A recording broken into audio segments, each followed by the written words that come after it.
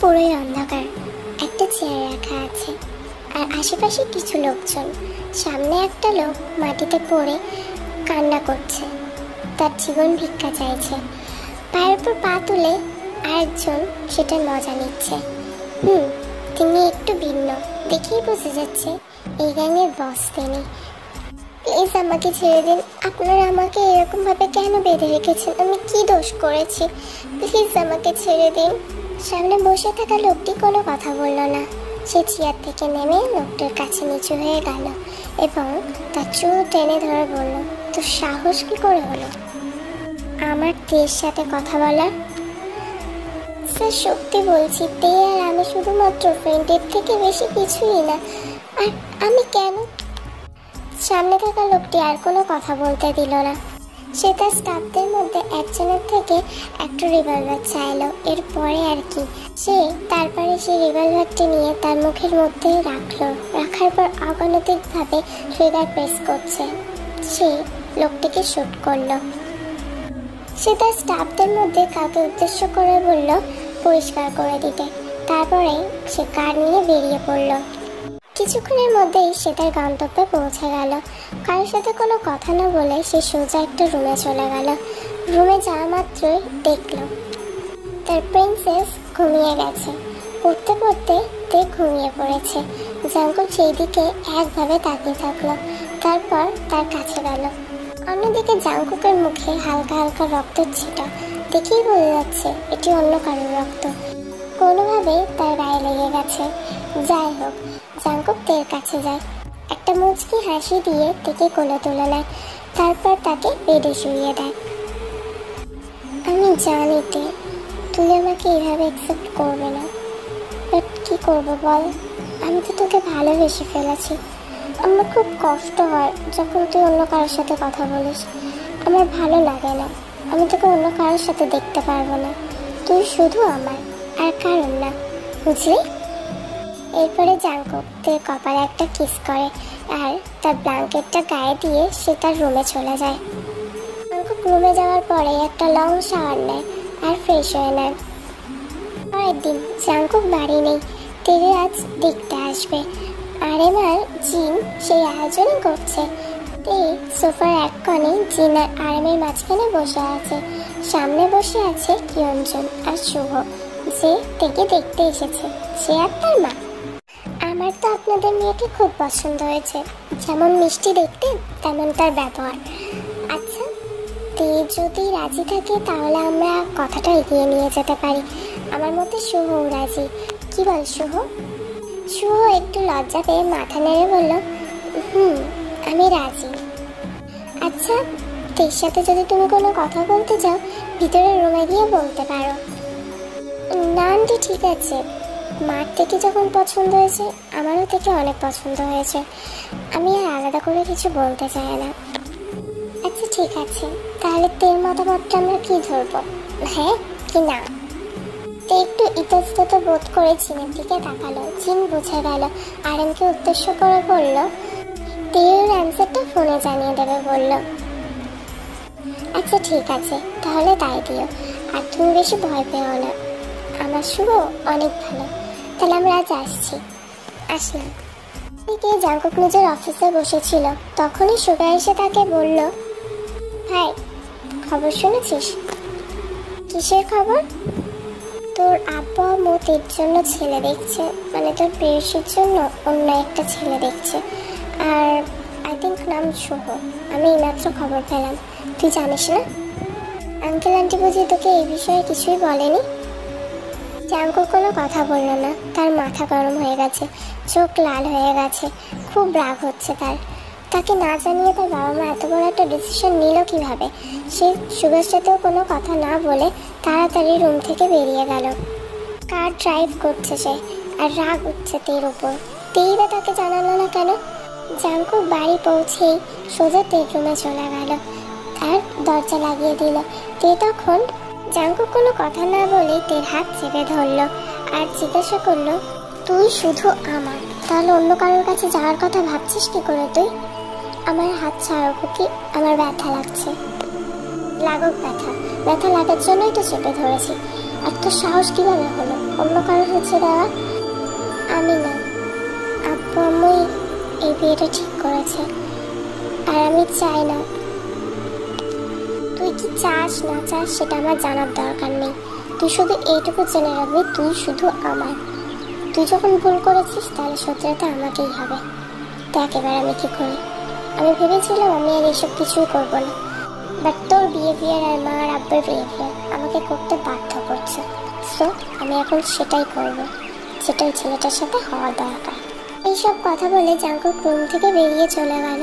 সে নিজের হাতটার দিকে তাকালো, লাল হয়ে গেছে। সে তার হাতটা ধরে একভাবে জাঙ্কুকের চার দিকে তাকিয়ে থাকলো, আর তার চোখ থেকে পানি পড়ছে। জাঙ্কুক এরকম কেন? ছোটোর থেকেই তাকে এত ব্যথা দেয়। আসলে তে হলো আরএমের বেস্ট ফ্রেন্ডের মেয়ে। আরএমের বেস্ট ফ্রেন্ড মারা যাওয়ার পরে তের কোনো দেখাশোনা করার জন্য কেউই ছিল না। আত্মীয় স্বজন বলতেও তারা তেমন কাউকে চেনে না, জিন থেকে অ্যাডাপ্ট করে। এর জন্য জাঙ্কুকের এত রাগ হতো তের ওপরে। বেশি ভালোবাসা যেন তার বাবা মা দেখেই দেয়, তার থেকে বেশি।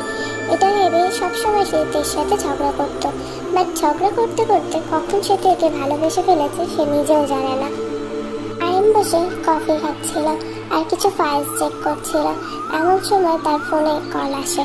আঙ্কেল, আমি থেকে বিয়ে করতে পারবো না, আর আপনাদের সাথে আমাদের কোনো সম্পর্কও রাখা যাবে না।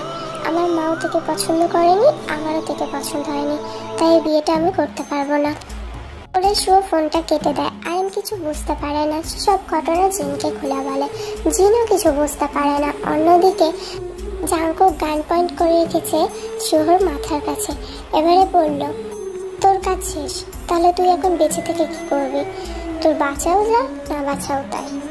আপনি তো বলেছিলেন আমি যদি থেকে বিয়ে করতে রাজি না হয় তাহলে আপনি আমাদের কোনো ক্ষতি করবেন না, তাহলে আপনি এখন এরকম কেন করছেন? জাঙ্কুক কোনো কথা বলল না, পরপর শুট করলো। শুভ মাটিতে পড়ে গেল। তারপরে জাঙ্কুক সেখান থেকে চলে গেল। ইতিমধ্যে এই ঘটনাটা সারা জায়গায় ছড়িয়ে পড়েছে। ঘটনাটা তীর কানেও এসেছে। সে একটু হলেও আন্দাজ করতে পারলো এটি কার কাজ হতে পারে, কারণ জাঙ্কুক আগের দিন তাকে বলেছে শুভকে তার ঠিক জায়গায় পৌঁছে দেবে। তার মার্সি নেই। তীর খুবই রাগ হচ্ছে। তীর কাছে যেই আসার চেষ্টা করে তারই মৃত্যু হয়। তীর বুঝতে বাকি রইল না কাজটা কার হতে পারে, তাই সোজা সে জাঙ্কুকের রুমে চলে গেল। জাঙ্কুককে পাচ্ছে না। এদিক ওদিক খোঁজার পর যখন বেরিয়ে আসবে তখন দেখলো জাঙ্কুক দরজার সামনে দাঁড়িয়ে আছে আর হাসছে।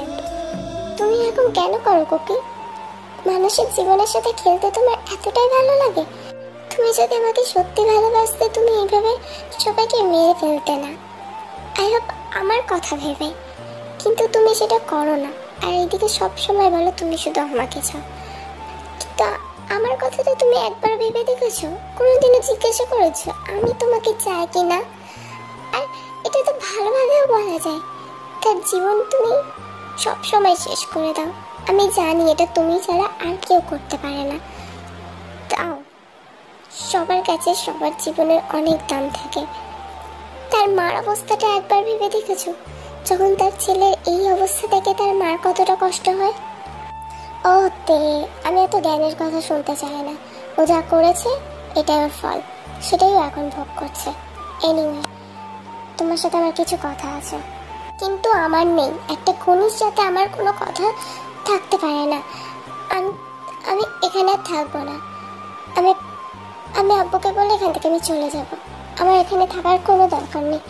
আমি তোমার মতো একটা খুনির মাঝখানে থাকতে পারবো না। আর চিন্তা করো না, তোমার এই দোষটাও আমি কাউকে বলবো না। তুই তো জানিস তে, আমার ডিকশনারিতে মার্সি বলে কোনো জিনিস নেই। আর মার্সি জিনিসটা থাকবে, যদিও থেকে থাকে, শুধু তোর জন্য। তুই আমার সামনে এত বড় বড় কথা বললি, তোকে আমি তাও ছেড়ে দেবো ভাবছিস?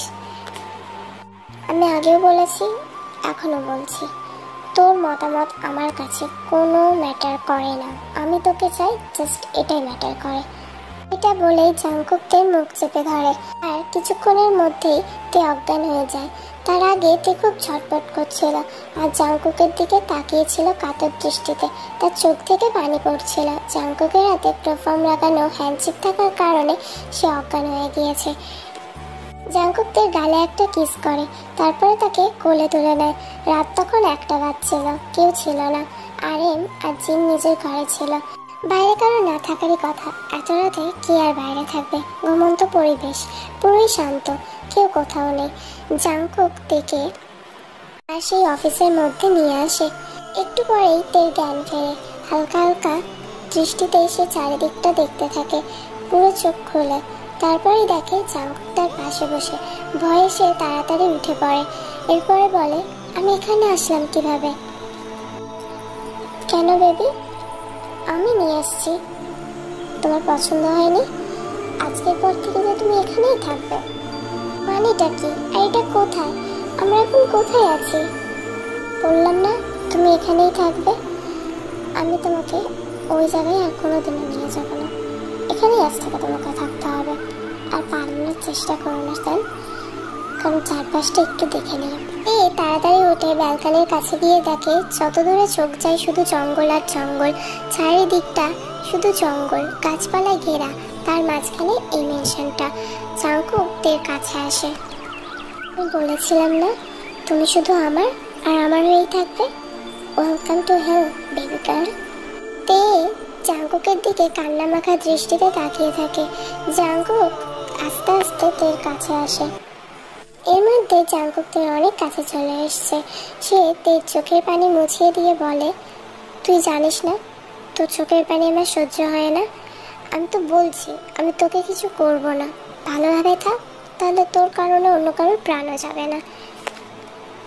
এটা বলার পর জাংকুক থেকে জড়িয়ে ধরে আর তের মাথায় হাত বুলিয়ে দিতে দিতে বলে, তুই শুধু আমার, শুধু আমার, আর কারণ না। আমি জানি ভিডিওতে হয়তো তোমাদের আমার ভয়েসটা, সরি, আমার ভয়েসটা তোমাদের একটু হলেও অন্যরকম লাগবে, কারণ আমার ঠান্ডা লেগেছিল তো, তাই আমার ভয়েসটা একটু বসে গেছিলো। আর এত কম সময়ের মধ্যে এত ভালোবাসার জন্য, অনেক অনেক ধন্যবাদ।